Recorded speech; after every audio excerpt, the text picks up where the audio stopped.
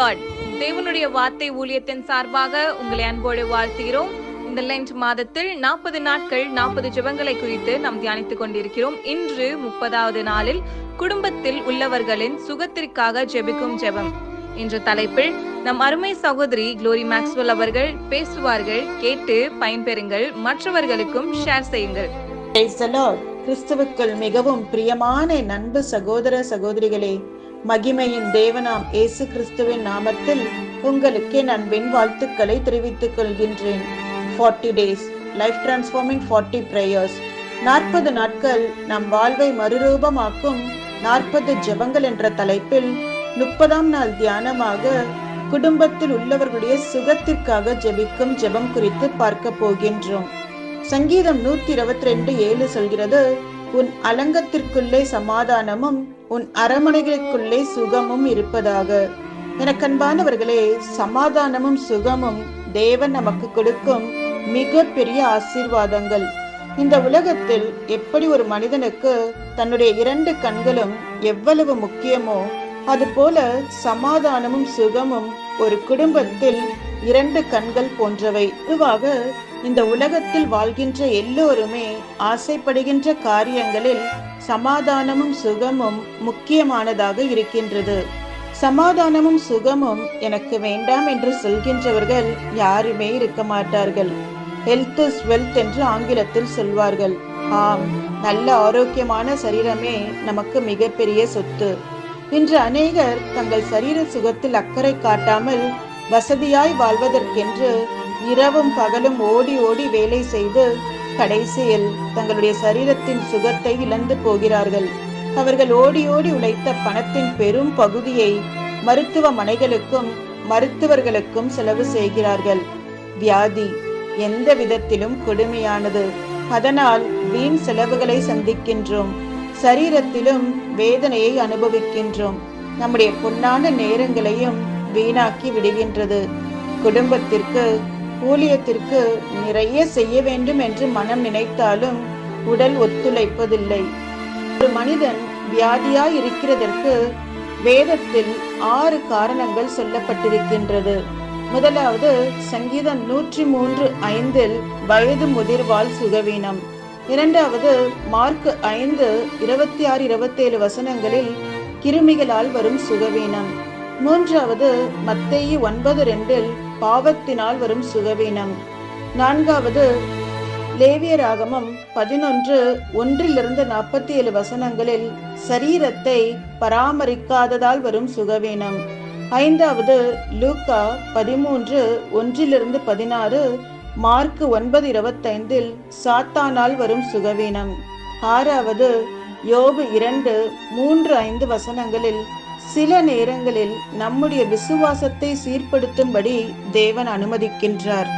ஏசாயா 53:5 சொல்கிறது, நம்முடைய மீறுதல்களின் நிமித்தம் அவர் காயப்பட்டு நம்முடைய அக்கிரமங்களின் நிமித்தம் அவர் நொறுக்கப்பட்டார்.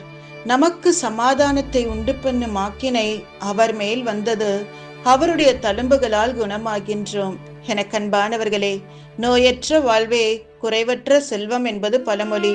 மேலும் சுவர் இருந்தால்தான் சித்திரம் வரைய முடியும் என்று சொல்வார்கள்.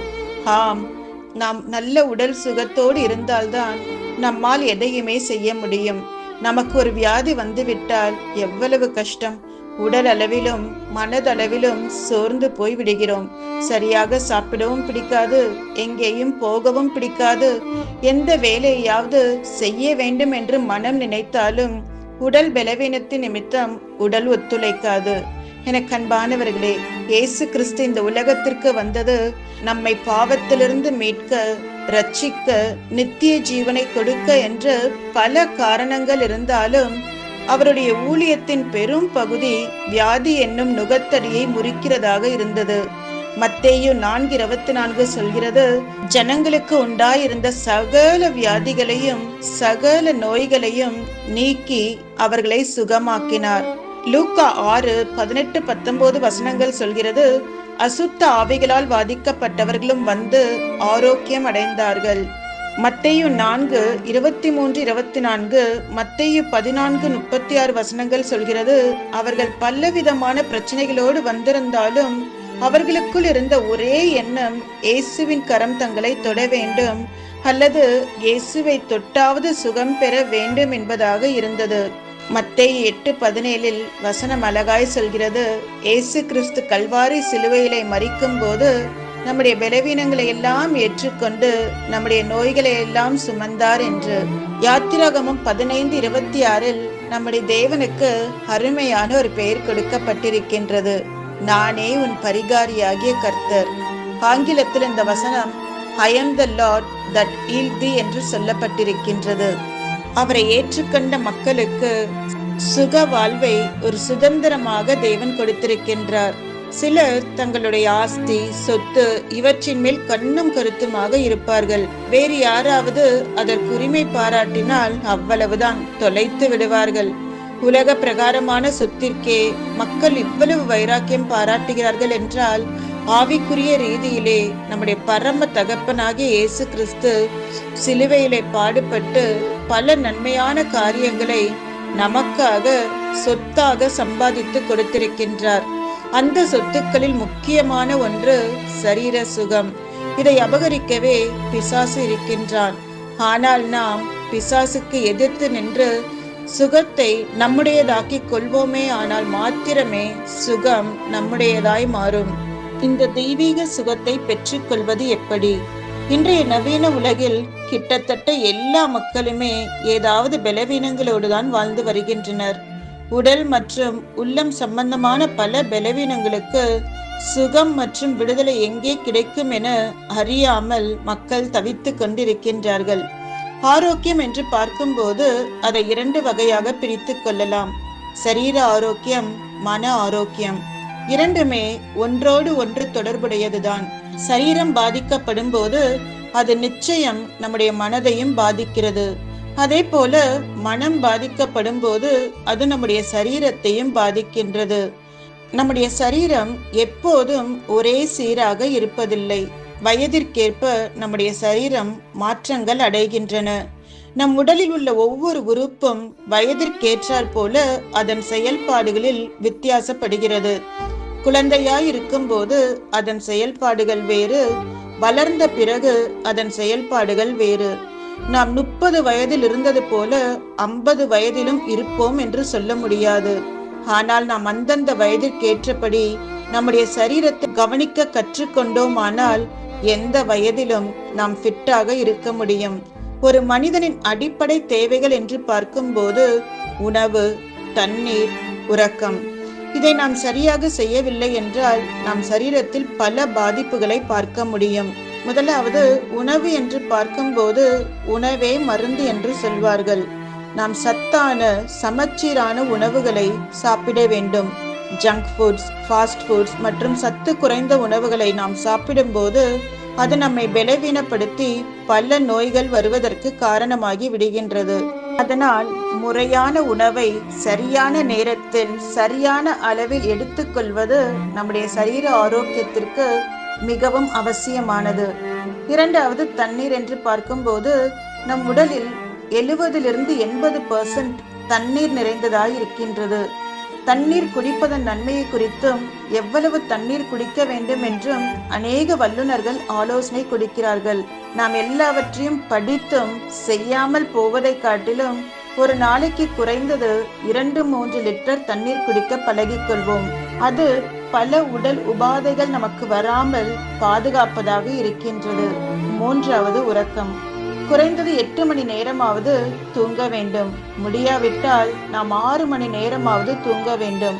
அப்படி தூங்கும் போது அது நம் சரீரத்திற்கு தேவையான இளைப்பாறுதலை கொடுத்து மறுநாள் நம்மை புத்துணர்ச்சியோடு அந்நாளுக்கான வேலைகளை செய்ய நம்மை தயார்படுத்துகின்றது. 1 கொரிந்தியர் 3:17 சொல்கிறது, நாம் தேவனுடைய ஆலயமாய் இருக்கின்றோம் என்று. தேவன் நமக்கு ஞானத்தை கொடுத்திருக்கின்றார். அந்த ஞானத்தை செயல்படுத்தி தேவன் வாழுகின்ற ஆலயமாகிய நம்முடைய சரீரத்தை நாம் பாதுகாப்போம். எனக்கு அன்பானவர்களே, நாம் ஆரோக்கியத்தோடு இருக்கும் போதுதான் நம் குடும்பத்தில் உள்ளவர்களையும் நாம் நன்றாக பார்த்து கொள்ள முடியும். தேவனுடைய ராஜ்யத்திற்கான வேலைகளையும் நம்மால் உற்சாகத்தோடு செய்ய முடியும். இதோடு கூட ஆரோக்கியத்தோடு வாழ வேதம் கூறும் சில ஆலோசனைகளையும் பார்ப்போம். இன்றைக்கு உலகத்தில்தான் எத்தனை விதமான நோய்கள், எத்தனை விதமான நோய் கிருமிகள், இன்னும் பெயரிடப்படாத எத்தனையோ நோய்கள் உலகத்தில் இருக்கின்றன. போதா குறைக்கு மனிதன் வேறு ஆராய்ச்சி என்ற பெயரில் புது புது நோய் கிருமிகளை கண்டுபிடித்து கொண்டிருக்கின்றான். இன்னும் பல நோய்களுக்கு மருந்துகள் கண்டுபிடிக்கப்படாமலே இருக்கின்றது.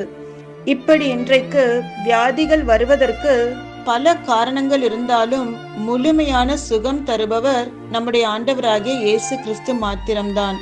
ஏசாயா 57:18 சொல்கிறது, மனிதன் தன் மனம் போன போக்கிலே வாழ்வதாலும் தவறுகள் என தெரிந்தும் தாறுமாறான வழிகளில் வாழ்வதாலும் பலவிதமான வியாதிகளில் சிக்கிக் கொள்கின்றான். நீதிமொழிகள் 5:21 சொல்கிறது, தேவன் மனிதனுடைய வழிகளை சீர்தூக்கி பார்க்கின்றார். ஆகவே நமது வழிகள், வாழ்க்கை முறை, பழக்க வழக்கங்கள் தேவனுக்கு பிரியமாயிருக்குமானால் தேவனிடமிருந்து நாம் சுகத்தை பெற்றுக்கொள்ளலாம். இரண்டாவது, தேவனுக்கு பயப்படும் போது சுகம் கிடைக்கும். மல்கியா 4:2 சொல்கிறது, தேவனுக்கு பயப்படுகிறவன் தேவனுக்கு மிகவும் பிரியமானவன். ஆனால் தேவனுக்கு பயப்படாதவனை பிசாசு எளிதில் தன் வசப்படுத்திக் கொள்வதால் பாவங்கள் செய்வது அவனுக்கு சாதாரணமாகி விடுகிறது.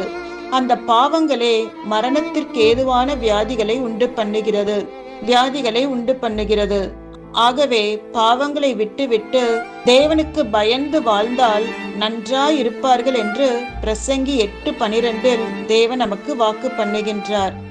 மூன்றாவது, மகிழ்ச்சியான மனநிலை நல்ல ஒரு மருந்து. நீதிமொழிகள் 17:22 சொல்கிறது, மன மகிழ்ச்சி நல்ல ஔஷதம், முறிந்த ஆவியோ எலும்புகளை உலர பண்ணும். ஔஷதம் என்று சொல்லும் போது மருந்து என்று சொல்லப்படுகின்றது. மகிழ்ச்சியான இதயம் மருந்து வடிவமாக செயல்படுமாம். ஆதலால் நாம் எப்போதும் கர்த்தருக்குள் மகிழ்ச்சியாயிருக்க பழகிக்கொள்வோம். நம்முடைய இருதயமும் மனமும் மகிழ்ச்சியாயிருந்தாலே நோய்கள் நம்மை விட்டு ஓடியே போய்விடும். நான்காவதாக, கண்ணீர் ஜெபம் சுகத்தை கொண்டு வரும். 2 ராஜாக்கள் 20:1-5 எசேக்கியா கொடிய வியாதியால் பாதிக்கப்பட்டு மரண தருவாயில் இருந்தபோது கண்ணீரோடு தன் வியாதி நீங்க ஜெபிக்கின்றார். நம்முடைய கண்ணீரை துருத்தியில் சேர்த்து வைத்து பதில் தருகின்ற தேவன் எசேக்கியாவிற்கு சுகத்தை கொடுத்து 15 வருடம் ஆயுசு நாட்களையும் கூட்டி கொடுக்கின்றார். லாசருவின் வீட்டில் அழுகிறவர்களோடு சேர்ந்து இயேசுவும் கண்ணீர் விட்டார். நமது கண்ணீர் மிகப்பெரிய ஆயுதம். இந்த கண்ணீரின் ஆயுதத்தை பயன்படுத்தி நாம் ஜெபிக்கும் போது அற்புத சுகத்தை பெற்றுக்கொள்வோம்.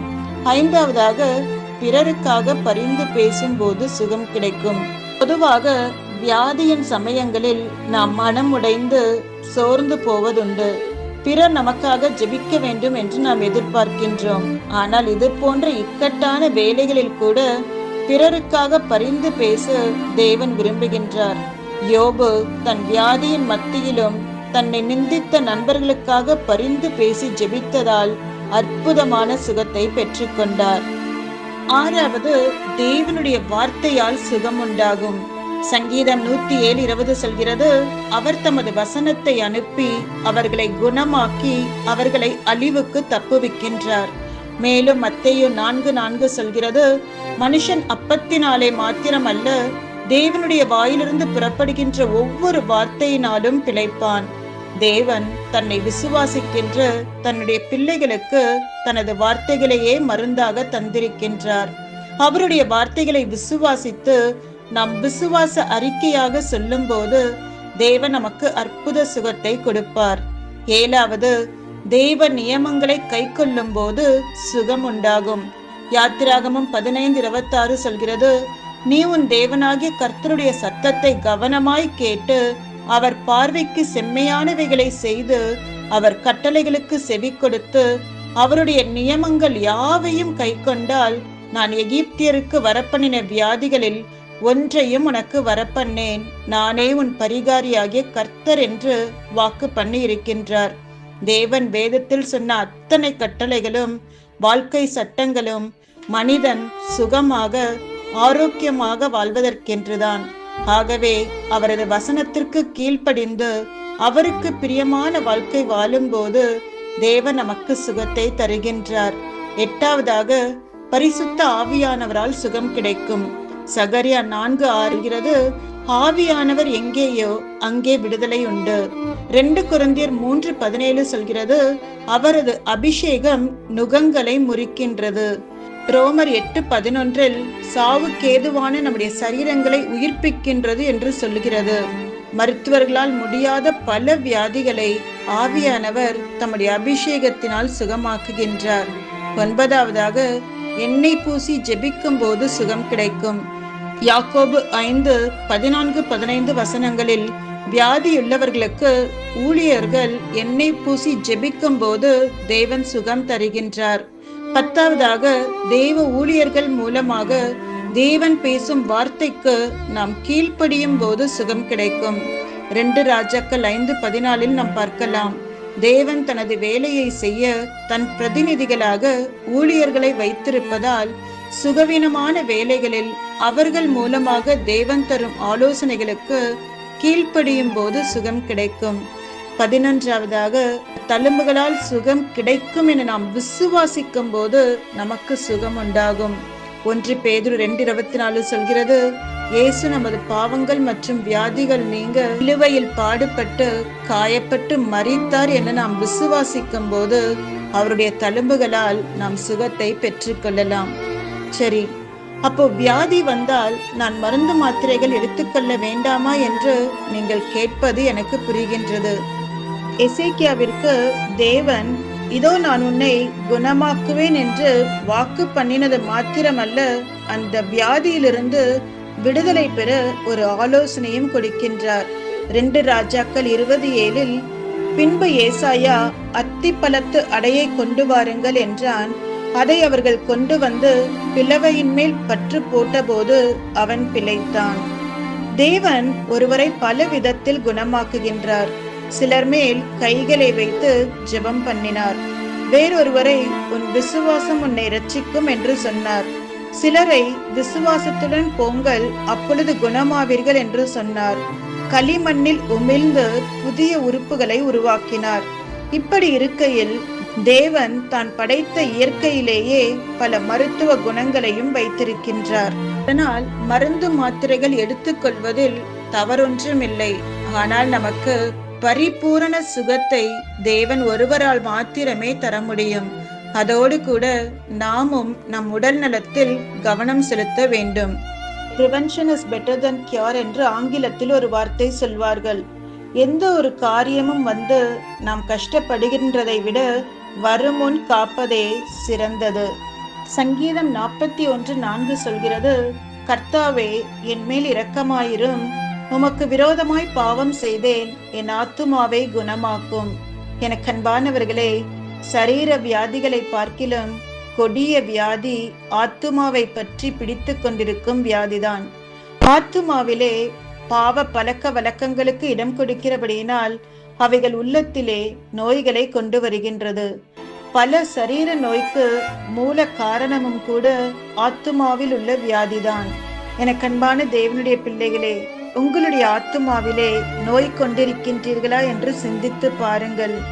ஆத்துமாவில் நோய் இருக்கிறதென்றால் அதை எப்படி கண்டுபிடிப்பது என்று நீங்கள் ஒருவேளை கேட்கலாம். ஆத்துமாவிலே நோய் இருந்தால் உங்களால் சந்தோஷமாய் வேதத்தை வாசிக்க முடியாது. ஆவியில் நிரம்பி தேவனை விடுதலையோடு துதித்து பாட முடியாது. ஆலய ஆராதனையை அசட்டை பண்ணும்படி உங்களுடைய உள்ளம் சொல்லும்.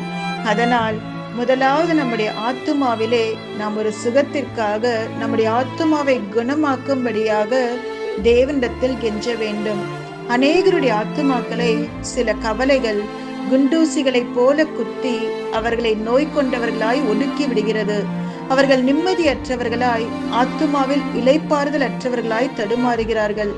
சிலர் துரோகங்களை தாங்க முடியாமல் தனிமையாய் தங்களுக்குள் அதை அடக்கி அடக்கி நினைத்து கொஞ்சம் கொஞ்சமாய் மரித்து கொண்டிருக்கிறார்கள். சரீர வியாதிக்கு வைத்தியரிடம் செல்ல முடியும். ஆத்துமாவின் வியாதிக்கு யாரிடத்தில் செல்வது? ஆம், பரம வைத்தியரான இயேசு கிறிஸ்துவினால் மாத்திரம்தான் உங்கள் ஆத்துமாக்களை குணமாக்க முடியும். சங்கீதம் 41:4 சொல்கிறதை போல, தாவே என் ஆத்துமாவை குணமாக்கும் என்று நீங்கள் கேட்கும் போது, ஜெபிக்கும் போது, நிச்சயம் தேவன் ஒரு விடுதலையை கொடுப்பார், ஒரு சுகத்தை கொடுப்பார். மேலும் ஒவ்வொரு நாளும், ஆண்டவரே, இன்று என்னுடைய குடும்பத்தை உம்முடைய இரத்தத்தினால் மூடிக்கொள்ளும், எந்தவித வியாதியோ பொல்லாப்போ பலவீனங்களோ நேரிடாதபடி என்னுடைய குடும்பத்தை காத்து கொள்ளும், வீண் செலவுகள் வராதபடி என்னுடைய குடும்பத்தை பாதுகாத்து கொள்ளும் என்று ஜெபித்து அந்த நாளை தொடங்குங்கள். மகிழ்ச்சியான வாழ்விற்கு நல்ல ஒரு உடல் ஆரோக்கியம் தேவை. ஒருவேளை இன்றைக்கு உங்கள் சரீரத்தில் இருக்கின்ற வியாதியை பார்த்து நீங்கள் நொந்து போயிருக்கலாம். என்னுடைய பலவீனத்தின் நிமித்தம் என்னால் குடும்பத்திற்கு செய்ய வேண்டிய கடமைகளை சரியாக திருப்தியாக செய்ய முடியவில்லையே என்று கண்ணீரோடு இருக்கலாம். தேவனுடைய ஊழியத்திற்கு எவ்வளவோ செய்ய வேண்டும் என்று மனம் இருந்தும் வாஞ்சை இருந்தும் என் வியாதி நிமித்தம் செய்ய முடியாமல் இருக்கின்றதே, எங்கும் போக முடியாமல் இருக்கின்றதே, நான் மற்றவர்களுக்கு பாரமாகி விட்டேனே என்று நீங்கள் சஞ்சலத்தோடு இந்த செய்தியை கேட்டுக்கொண்டிருக்கலாம். கர்த்தரை நோக்கி பாருங்கள். அவருடைய சிலுவையின் நிழலில் ஆரோக்கியம் உண்டு. அவர் உங்களுக்கு ஒரு அற்புதம் செய்து நல்ல சுகம், பலன், ஆரோக்கியத்தை நிச்சயமாய் உங்களுக்கு தருவார். God bless you. கர்த்தர் உங்களை ஆசீர்வதிப்பாராக. எனக்கு அன்பானவர்களே, வார்த்தை உங்களுக்கு மிகுந்த ஒரு ஆறுதலாக ஆசீர்வாதமாக இருக்கும் என்று நான் நம்புகிறேன். இந்த லென்த் காலத்தில் 40 நாட்கள் 40 ஜபங்களை குறித்து நாம் தியானித்துக் கொண்டிருக்கிறோம். ஒவ்வொரு நாளும் கேட்கப்படுகிற செய்திகள் உங்களுக்கு ஆறுதலாக, ஆசீர்வாதமாக, ஒரு விசுவாசத்தை தட்டி எழுப்புகிறதாக, ஒரு ஜப வாழ்க்கையை உயிர்ப்பிக்கிறதாக இருக்கும் என்று நான் நம்புகிறேன். இன்றைக்கு ஒரு முக்கியமான ஒரு தலைப்பிலே தேவ வார்த்தையை நாம் கேட்டோம். குடும்பத்தில் உள்ளவர்களுக்கு சுகத்துக்காக ஜபம். எனக்கு அன்பானவர்களே, மத்திய 8:6 படிப்பீரானால், ஒரு 100க்கு அதிபதி ஆண்டவராகிய இயேசு கிறிஸ்துவை தேடி வருகிறார். தன்னுடைய வேலைக்காரன் திமிர்வாதத்தினால் மிகுந்த கஷ்டப்படுகிறதாக என்ற காரணத்திற்காக இயேசுவிடத்தில் தேடி வருகிறதை நீங்கள் பார்க்கலாம். அவர் சொன்ன வார்த்தைகளை கேட்டு ஆண்டவர் என்ன சொன்னார் தெரியுமா? நான் வந்து அவனை சொஸ்தமாக்குகிறேன், நான் வந்து அவனை சொஸ்தமாக்குகிறேன். இயேசு அந்த நபரை கொண்டு வரும்படி சொல்லவில்லை, மாறாமல் அவர் சொன்னார், நான் வந்து சொஸ்தமாக்குகிறேன். என் அருமை கர்த்தருடைய பிள்ளை, இதை எதை காட்டுகிறது? தேவன் எவ்வளவு அன்புள்ளவராக இருக்கிறார் என்று காட்டுகிறது. வியாதியோடு கஷ்டத்தோடு இருக்கிற மக்களை பார்க்கும் பொழுது அவர் எத்தனை மனதுருக்கம் உள்ள ஒரு தேவனாய் இருக்கிறார் என்று பாருங்கள். வியாதியில கஷ்டப்படுகிற மக்களை சொஸ்தமாக்க வேண்டும், விடுதலை ஆக்க வேண்டும். அவருடைய ஏக்கம், அவருடைய எதிர்பார்ப்பு, அவருடைய வாஞ்சையை நாம் பார்க்கிறோம். இன்றைக்கு கர்த்தருடைய பிள்ளையே, உங்களுடைய பிரச்சனை எது வேண்டாம் இருக்கட்டும், உங்களுடைய வியாதி எது வேண்டாம் இருக்கட்டும், உங்கள் பலவீனங்கள் எது வேண்டாம் இருக்கட்டும், இன்றைக்கு ஆண்டவர் வந்து உங்களை குணமாக்க போகிறார். இன்றைக்கு ஆண்டவர் வந்து உங்களை விடுதலை ஆக்க போகிறார். இன்றைக்கு ஆண்டவர் வந்து உங்களை ஆசீர்வதிக்க போகிறார். என் அருமை கர்த்தருடைய பிள்ளை, நாம் கஷ்டப்படுவது தேவனுடைய திட்டம் அல்ல. இன்றைக்கு கேள்வியோடு இருக்கிற உங்களை பார்த்துதான் ஆண்டவர் சொல்லுகிறார், நான் மாம்சமான யாவருக்கும் தேவனாகிய கர்த்தர், என்னால் செய்யக்கூடாத அதிசயமான காரியம் ஒன்று உண்டோ? எனக்கு அன்பானவர்களே, எதெல்லாம் உங்களுக்கு கடினமா இருக்கிறதோ அது ஆண்டவருக்கு கடினமானது அல்ல. எதெல்லாம் உங்களுக்கு பெரிதாக இருக்கிறதோ அவைகள் ஆண்டவருக்கு பெரிதானவைகள் அல்ல. இன்றைக்கு ஆண்டவர் உங்களை தேடி வந்து நீங்கள் எதிர்பார்த்த நன்மையை, எதிர்பார்த்த ஆசீர்வாதத்தின், எதிர்பார்த்த விடுதலை தந்து உங்களை மகிழ செய்ய போகிறது நிச்சயம். நாம் கண்களை மூடி ஜெபம் செய்வோமா? கண்களை மூடி ஜெபம் செய்வோம். அன்பும் இரக்கமுள்ள நல்ல தகப்பனே, இந்த வார்த்தைகளை கேட்ட ஒவ்வொருத்தரும் உடைய கருத்தில் நான் ஒப்பு கொடுக்கிறேன். சுவாமி, உன் பலவீனத்திலே என் பலன் பரிபூர்ணமா விளங்கும் என்று சொன்னீர். நான் வந்து உன் வேலைக்காரனை சொஸ்தமாக்குவேன் என்று சொல்லி 100க்கு அதிபதியை அந்த வார்த்தையை சொல்லி ஆறுதல் படுத்தினேன். அதன்படியே இன்றைக்கு இந்த வார்த்தைகளை கேட்கிற ஒவ்வொருத்தரும் கருத்தில் வைக்கிறோம். வியாதியாக இருக்கலாம், கடன் பிரச்சனையா இருக்கலாம், பிள்ளை பாக்கியமாக இருக்கலாம், வேலை இல்லை என்று இருக்கலாம், எந்தெந்த காரியத்தை குறித்து அவங்க கலங்கி கொண்டிருக்கிறார். இன்றைக்கு ஒரு அற்புதம், இன்றைக்கு ஒரு அதிசயத்தை செய்யபடி நான் ஜெபிக்கிறேன். ஒரு நன்மையை கட்டிடும்படி நான் ஜெபிக்கிறேன். இப்பொழுது ஒரு அற்புதம், இப்பொழுது ஒரு விடுதலை, இப்பொழுது ஒரு சுகம் உண்டாவதாக, இப்பொழுது ஒரு அதிசயம் உண்டாவதாக. எந்தெந்த வாதை குறித்து, எந்தெந்த பலவீனம் குறித்து, எந்தெந்த வியாதிகளை குறித்து அவர்கள் கலங்கி கொண்டிருக்கிறார்களோ இப்பொழுது ஒரு அற்புதம் நடக்கட்டும். அல்சர் நோய் நீங்கி போகட்டும், கேன்சர் கட்டிகள் மறையட்டும். ஆண்டவரே, பிள்ளை பாக்கியம் இல்லாதவர்களுக்காக நான் ஜெபிக்கிறேன். இப்பொழுது ஒரு அற்புதம் நடப்பதாக. இதே நான் அடுத்த வருடம் ஒரு சாட்சி சொல்லத்தக்கதாக ஒரு அழகான பிள்ளைக்கு தாயானவன் என்று அந்த வாக்கியத்தை கட்டிடுகிறதுக்காக நன்றி. அவரை கட்டி வைத்திருக்க எல்லா மந்திரி சூரிய கட்டுகளை நான் பொட்டைக்கிறேன். விடுதலை உண்டாவதாக, அற்புதம் நடப்பதாக, சுகம் உண்டாவதாக, ஜீவன் உண்டாவதாக, மகிழ்ச்சி உண்டாவதாக, ஆசீர்வாதம் உண்டாவதாக என்று நான் ஜெபிக்கிறேன். துன்ப கண்ட நாட்களுக்கு ஈடாக இரட்டத்தனையான நன்மை வரும் என்று சொன்ன வார்த்தையின்படி அவர் வடித்த ஒவ்வொரு கண்ணீருக்கு ஒரு முற்றுப்புள்ளி வையுங்க. சந்தோஷமான நாட்களை காண கேட்க கிருபையாக நீர் அப்படியே செய்கிறதுக்காக நன்றி, கோடான நன்றி. எனக்கு அன்பானவர்களே, இந்த வார்த்தை உங்களுக்கு மிகுந்த ஒரு ஆறுதலாக ஆசீர்வாதமாக இருக்கும் என்று நம்புகிறேன். உங்களுக்கு தெரிந்த அன்பானவரிடத்தில் ஷேர் பண்ணுங்க, ஃபார்வர்ட் பண்ணுங்க. அத்துடன் இந்த யூடியூப் சேனலை சப்ஸ்கிரைப் பண்ணுங்க. மேலும் கீழே உள்ள பெல் பட்டனை கிளிக் பண்ணுங்க. கர்த்தர் தாமே உங்களை அதிகமாக ஆசீர்வதிப்பார். God bless you. Amen. Amen.